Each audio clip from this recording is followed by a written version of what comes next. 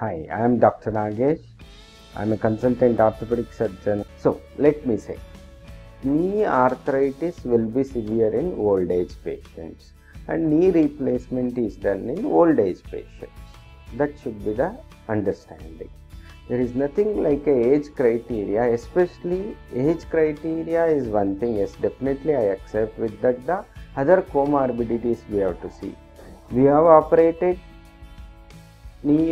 total knee replacement even in a patient of 89-90 years also. So that is not the criteria. But other comorbid factors like diabetes, hypertension, obesity, coronary angioplasty or a bypass surgery, the risk of the surgery will increase mainly because of the anesthesia and other comorbidities. If the patient is fit and healthy, we have operated even at the age of 90 years also.